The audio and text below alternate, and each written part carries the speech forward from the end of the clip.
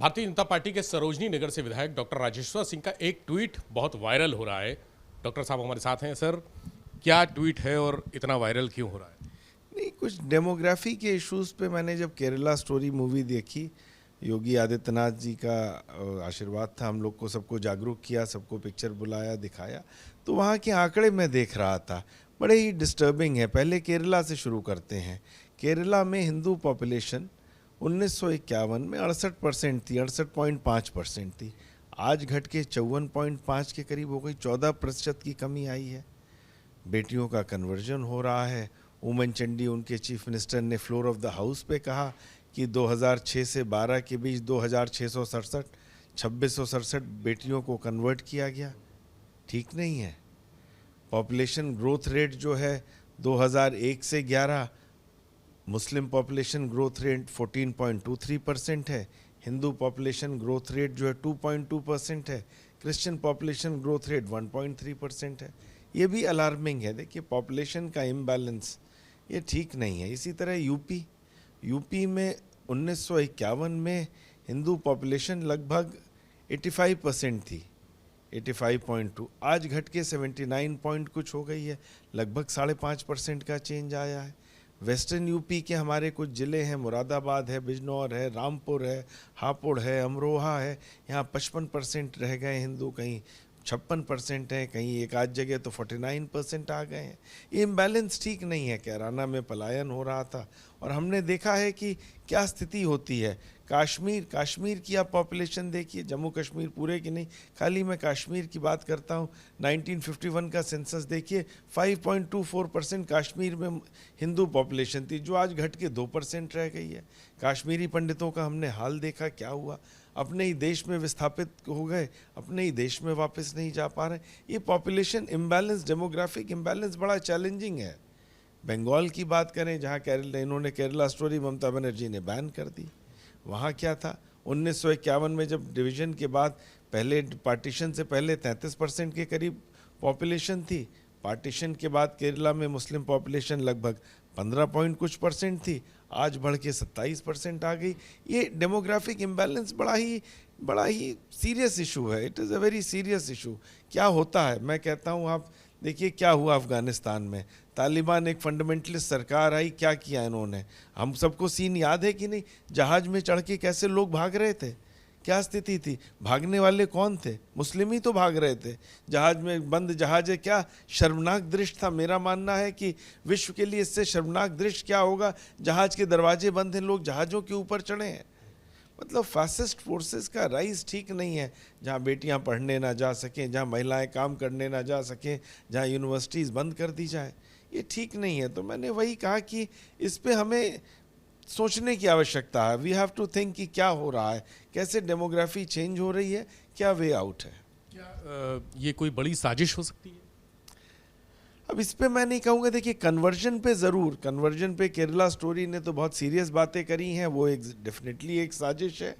लेकिन demographic imbalance पे चिंतन करने की आवश्यकता है। ये क्या है, ये ठीक नहीं है। मेरा मानना है देश की स्टेबिलिटी के लिए ठीक नहीं है। कुछ आतंकी संगठन भी इस प्रयास में लगे हैं कि डेमोग्राफी चेंज कर दी जाए। अभी हमने हाल में देखा, अतीक और अशरफ जो माफिया थे, वो भी कुछ ऐसा ही प्रयास कर रहे हैं।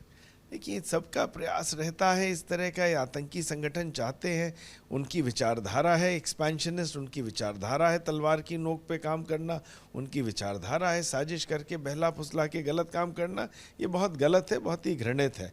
ISIS ऐसे ऑर्गेनाइजेशंस का इंडिया में फुटप्रिंट आना, केरला में फुटप्रिंट आना, जिस पे NIA ने अपना स्टेटमेंट दिया, गिरफ्तारी करी, UN के काउंटर टेररिज्म ऑर्गेनाइजेशन ने कहा ISIS रिक्रूट कर रहा है, ये बहुत ही अलार्मिंग, बहुत ही सीरियस बातें हैं। इस तरह की आइडियोलॉजी को आना, मेरा मानना है, हमें हर हालत में रोकना पड़ेगा। हमें इंटेलिजेंस नेटवर्क को और स्ट्रॉन्ग करना पड़ेगा, और स्ट्रॉन्ग लॉज की आवश्यकता है, और जनता को और जागरूक होना पड़ेगा। हम लोग इससे शाई अवे नहीं कर सकते, हम अपनी आंखें नहीं बंद कर सकते। आंखें बंद करेंगे तो मैं 1951 से 2011 के सेंसस के आंकड़े बता रहा हूँ, क्या होता है। हम लोग यहाँ एक तरफ हमारे जो छोटी छोटी रीजनल पार्टियाँ हैं, जाति जाति चिल्ला रही हैं, जाति की राजनीति कर रही हैं। मतलब समाज को तोड़ने की बात कर रही हैं। शर्म आनी चाहिए। आज का युवा भविष्य अपना देख रहा है, उसको compete करना है वर्ल्ड के युवाओं से, वर्ल्ड लेवल के कंपटीशन में। उसको ये जाति की राजनीति में फंसा रहे हैं, उसका टाइम वेस्ट कर रहे हैं। रामधारी सिंह दिनकर जी ने कहा था, बहुत ही उनकी वो गंभीर कविता थी, आपने भी पढ़ी होगी, पाते हैं सम्मान तपोबल से भूतल पर शूर, पाते हैं सम्मान तपोबल से भूतल पर शूर, जाति जाति चिल्लाते केवल कायर क्रूर। तो इस तरह के लोग कर रहे हैं, देश की डेमोग्राफी नहीं देख रहे हैं कि क्या हो रहा है, आप जाति में तोड़ना चाह रहे हैं। मैं तो शर्मनाक मानता हूं इसको। केरला स्टोरी में सर दो चीज़ें थी, एक तो कन्वर्जन था, दूसरा लव जिहाद। ये भी एक बहुत बड़ी समस्या है देश की। हाँ, बहुत सीरियस है। देखिए, किसी बच्ची को धोखे में रखना, पहले अपनी आइडेंटिटी को ना बताना, झूठा बहला फुसला के शादी कर लेना, बाद में कन्वर्जन का उसको दबाव बनाना, ये बहुत गलत है। ये बहुत ही घृणित कार्य है और कठोरतम कार्यवाही होनी चाहिए। मैंने इस पे पहले भी चिट्ठी लिखी थी सबको कि इसमें जो है टाइम बाउंड ट्रायल होना चाहिए ऐसे केसेस में, और सज़ा फिक्स्ड होनी चाहिए। ये बहुत गंभीर है। पॉलिटिकल स्टैंड क्या होना चाहिए ऐसी चीज़ों से बचने के लिए? देखिए, कठोर कानून, इंटेलिजेंस नेटवर्क और विल पावर, जो कि योगी सरकार मोदी सरकार की बहुत स्ट्रांग है। ये विल पावर का नतीजा है कि अब लव जिहाद के मामले कम हो रहे हैं। ये इनका नतीजा है कि ये इस तरह के कन्वर्जन के ऊपर योगी जी ने एंटी कन्वर्जन लॉज बनाए। ये नतीजा है कि आज की तारीख में देखिए आतंकी घटनाएं कम हुई हैं। नहीं तो हिंदुस्तान में हर जगह धमाके होते थे। कभी हमारे राम मंदिर के पास धमाका हो रहा है अयोध्या में, कहीं संकट मोचन मंदिर पे धमाका हो रहा है, कहीं 26/11 हो रहा है, ताज के अंदर टेररिस्ट घुसे जा रहे हैं, कहीं हमारे लखनऊ में कचहरियों में धमाके हो रहे हैं। क्या हालत हो गई थी। लेकिन अब सरकारें मजबूत हैं, गृह मंत्री मजबूत हैं, प्रधानमंत्री मजबूत हैं, मुख्यमंत्री मजबूत हैं, तो नियंत्रण में है। सर, ऐसे में विपक्ष की क्या भूमिका होनी चाहिए? विपक्ष को सकारात्मक होना चाहिए, सरकार के साथ होना चाहिए। ये जाति की राजनीति, तुष्टीकरण की राजनीति ये नहीं करनी चाहिए जो ममता बनर्जी कर रही हैं, जो बाकी राज्य कर रहे हैं, कि एक धर्म संप्रदाय को तुष्टीकरण के लिए किसी भी सीमा तक चले जा रहे हैं। केरला स्टोरी एक पिक्चर जो सच्चाई दिखा रही है, उसको भी बैन कर देते हैं कि सुप्रीम कोर्ट को हटाना पड़ा, सुप्रीम कोर्ट ने बैन को गलत माना। तो इन लोग को शर्म आनी चाहिए कि वोट की बैंक की राजनीति के लिए देश के साथ, प्रदेश के साथ खिलवाड़ ना करें।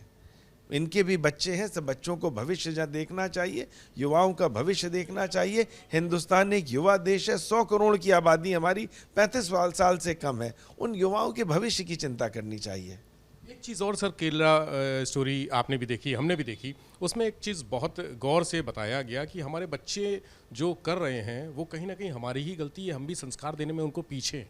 नहीं, हम लोग को मॉनिटर करना चाहिए। आजकल व्यस्त हो गए हैं, माँ बाप व्यस्त हो गए हैं, समय सबके पास नहीं। मेरा मानना है बच्चों को बहुत समय देना चाहिए, देखना चाहिए, मॉनिटर करना चाहिए, सुपरवाइज करना चाहिए। अच्छे संस्कार तो बिल्कुल देने चाहिए। वो तो देखिए सबसे पहला यही काम होना चाहिए। इसीलिए पहले गुरुकुल की शिक्षा पद्धति जो भी थी, शिक्षा हमारी पद्धति में हम लोग बहुत ज़्यादा संस्कार देते थे। आजकल कॉन्वेंट एजुकेशन है, बहुत अच्छी एजुकेशन है, बहुत अच्छा है। लेकिन समय, मेरा मानना है, पेरेंट्स को सुपरवाइज करना चाहिए, बच्चों को मॉनिटर करना चाहिए।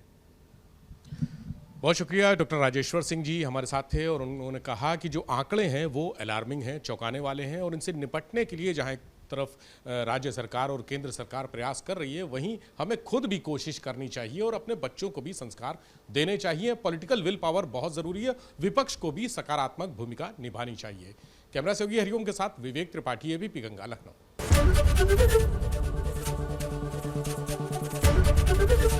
एबीपी गंगा, खबर आपकी, जुबान आपकी।